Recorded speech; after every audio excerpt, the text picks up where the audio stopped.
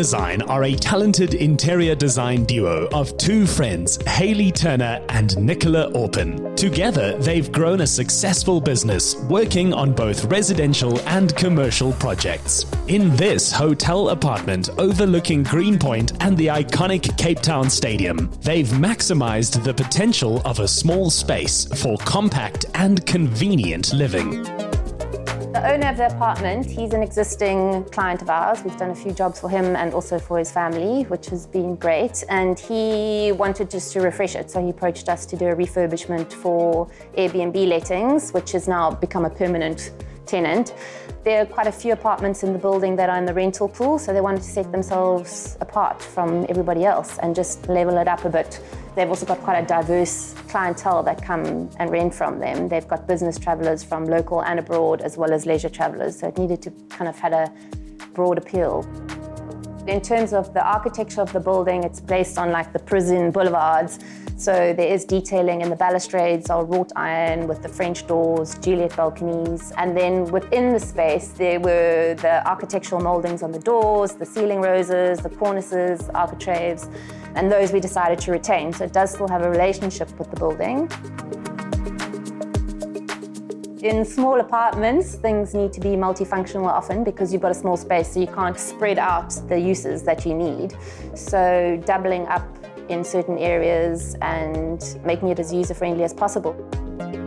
So as you walk into the open plan area, which is the main feature of the apartment, we decided to start off with the bespoke entrance cabinet that fitted into this nook, so that when you arrive from your day out, you can immediately declutter what you've been dealing with, drop off your phone, your mask, whatever it may be, so that when you're coming in, you can immediately relax and appreciate where you are in the apartment.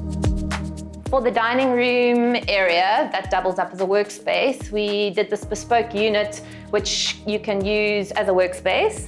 We've got drawers in it for storage, got all your charging facilities, whatever you need to plug in your laptop and get your business done, which also doubles up as a server unit, so that if you need a space for entertainment, then you've got the dual functionality of that. The lighting over the dining room table, we chose to go with an import. So we went with something a little bit more sculptural and mobile-like for the dining room table. Because it's such a small apartment, we didn't want anything too dominant, but you want to add a bit of a feature so you don't land up with a runway of downlighters throughout the space. Moving to the lounge area, we decided with the lighting not to do any general overhead lighting. We retained the ceiling moulding as a feature and added track lighting so you could focus on certain elements of the space, look at the artwork, and then we went with an oversized standing lamp for more functionality if you wanted to be lying on the couch reading a book, and then just for more mood lighting, we've got table lamps around the space. The color palette throughout the space is quite neutral and muted. We went with a lot of natural materials and then looked at interventions thereof. So we've got a tan leather ottoman, we've got the black leather chairs, but then also mixed in with various timber finishes. So we've got stained timbers, we've got natural timbers, just to give it a more textural feel so that it's not cold and too minimalistic. When working with a neutral color palette, you need to definitely start with a sample board initially with swatches so that you can look at everything together. There's so many subtle nuances within a monochrome color palette. I mean, for example, this paint color, we had about 3 to 5 shades of white painted on the wall, which change color throughout the day. They change depending what stained floor you go with. So definitely start with a sample board and look at things throughout the day on location to see how they change in the light.